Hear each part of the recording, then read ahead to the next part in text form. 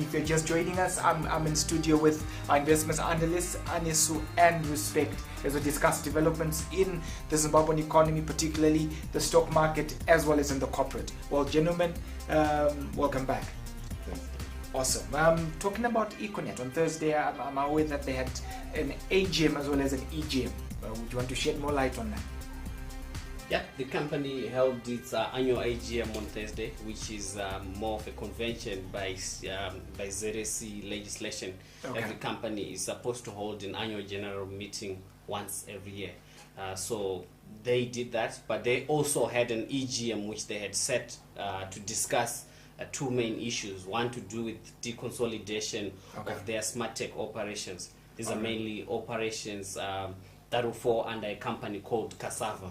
And the major operations there being EcoCash, Stewart Bank, Econet Insurance, and EcoShow and EcoLife.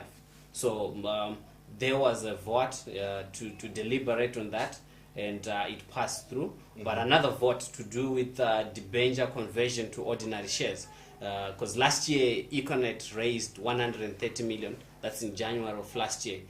This was in order for them to repay foreign creditors which are about to fall due. So they had to put together local resources from the local shareholders. But as you know that there are cash problems in the country, the local investors failed to. They had no means of paying the foreign currency. So instead, EWG, which is the Econet Wireless Group controlled by Strive, had to come in and cover for that in terms of the debenture contribution. So they then had to be issued out the debentures. Clever way of dealing with the situation. Yeah, sure. But now the issue to do with conversion is you're coming at a point where you know the end person needs to get their money back at a certain point, and you're still in that same fix of not having forex to pay back, or we call it to redeem in proper finance terms. So now that we have this crisis where the parent company now wants to redeem their debentures, the local company cannot pay. So there is a deliberation to say, let's just convert these debentures into ordinary shares. But by implication, by conversion, you dilute the present register by a very big magnitude. So a person who was holding 10 shares in Econet will wake up after the debenture has been converted holding maybe 3 or 4 shares, and the rest would have gone to the person who paid for the debenture, who holds most of the debentures, who in this case is EWG, which is controlled by Strive Masivo. So there was that kind of commotion between other investors in the company. So they elected to defer a vote on that regard to around the 14th of December. So yeah, it's some quite interesting developments around there. What do you think will be the outcome of that election? As long as there was a agreed conversion rate of the debentures to ordinary shares at that point where the capital was raised last year, I don't think there's much problems in terms of how the company is going to deal with that. But I think the aspect of being diluted is not something that can readily be taken in by any investor. So I think it's just about dragging time, but it's going to end up in that kind of way. Yeah. Now let's talk about Cassava. Anesu. Cassava Smart Tech, that's going to be the deconsolidated arm of their business model.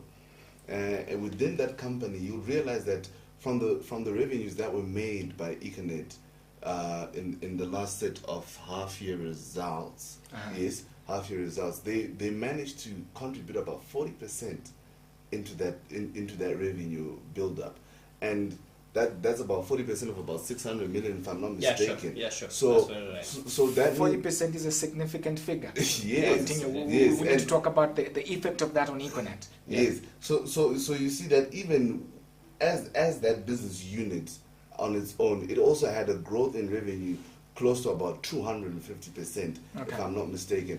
And that shows that this company has a lot of value that it has that's entailed in a lot of technology and finance, and that's where the 21st world century is going. you know. So there's a lot of value that is going to come out of that company once it's listed on the stock exchange.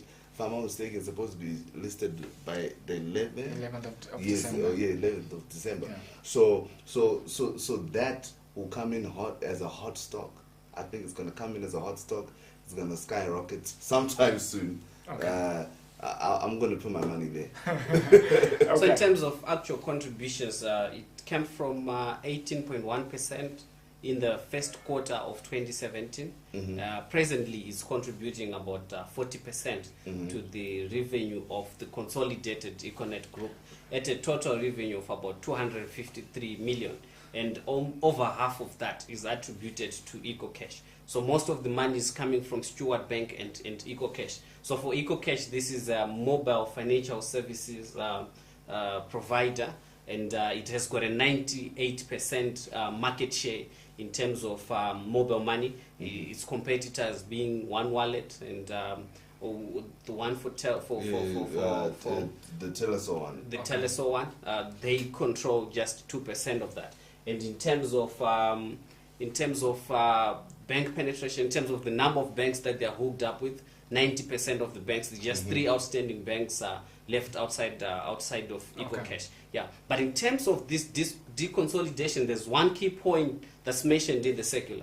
They mentioned specifically that one of the reasons why we are unbundling this operation is because we feel that the Econet group as it is undervalued. Okay. This is mainly because analysts or whoever do their computations, they use certain valuation matrices that are only applicable to telecoms companies, whereas the way Econet is now standing is now beyond a telecoms company. Okay. There is the telecoms arm, the media arm, and the technology arm. So they feel that these other two services are not correctly priced into the present Econet valuation. So whenever you use that kind of valuation, you end up undervaluing the counter. So that's their argument. They feel that they're not valued to that level. So in terms of value for the shareholder, with Econet having unbundled, as well as the dilution of the shares through the debentures, what do you think would be perhaps the reaction of the investor in Econet? From the ex-div date, which is the last date investors could demand a dividend for the past half-year period, which was last Monday. Correct. We saw after that we saw a plunge in the counter, but it's also because they knew that if they are to dispose, then before that date they're going to lose out in terms of the getting another fair share on the Cassava side of things, as well as the dividend itself. So there were two things at play. So the counter fell by 35% on a single day, yes. and it weighed on the market by about 8% that very day. And after that, there was a bit of a recovery, but another slump again. And to date, Econet has generally been trending downwards since that day. But if you look at the discount rate, it's moving towards the actual contribution that we referred to, 40%. So if 40% of the group's value is attributed to Cassava operations, it also follows that the counter had to fall by a margin which leaves out. Yeah, it has to move towards. So that's what I think investors are using as a way of valuing the company.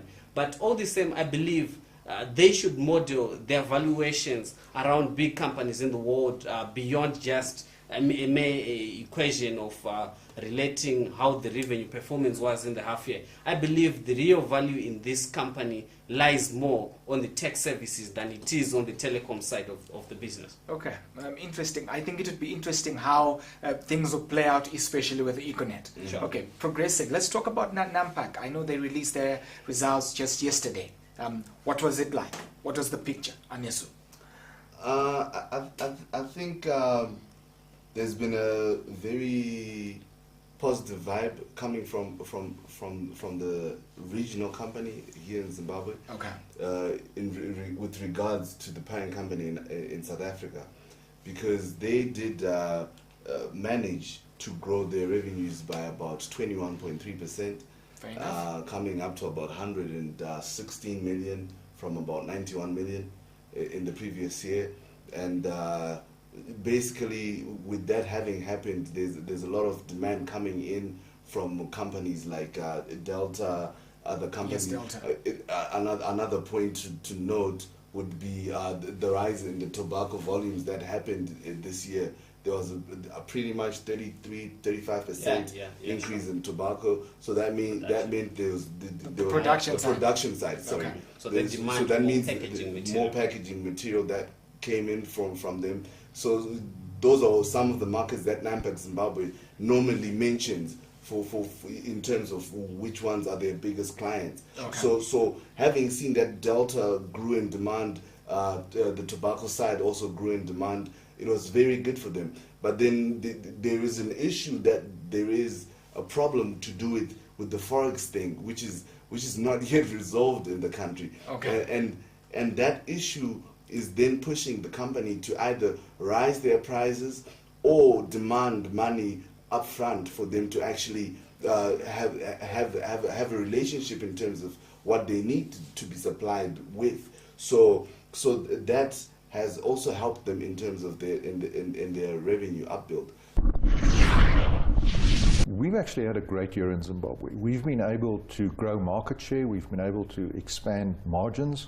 We are using Zimbabwe as a base from which to export, which of course is very important in order to procure foreign currency, which we can then use to buy raw materials, which keeps our business going.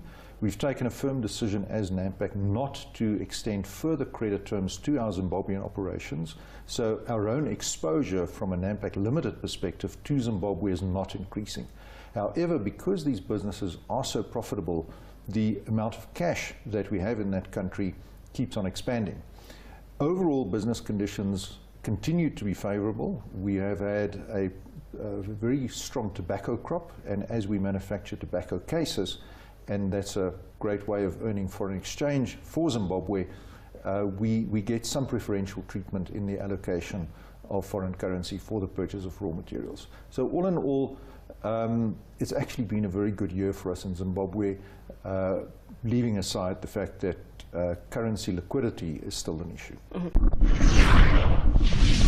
They are really facing challenges in terms of procuring raw materials. They are also subject to RBZ's on allocations, but they've changed tactic lately across all its markets in Angola, Nigeria, and Zimbabwe. They're now using a cash payment upfront. Yeah. So a client will have to come with hard cash and say, I want bottling material, I need some bottling material, I want some packaging material, and they will then have to import. So they are now using that that model, which quite helps. But also, if you're looking at Delta, they demand about between 6 and 7 million monthly in terms of forex. And I mean, with those figures, they only can get them from RBZ. So you find that it's a whole chain of reliance on the central bank for allocation, and they're the mess of that. Gentlemen, I'm going to have to cut you short. Please stay tuned. In the next segment, we're going to be talking about what the finance minister released in a post-budget media briefing. Please stay tuned. Thank you.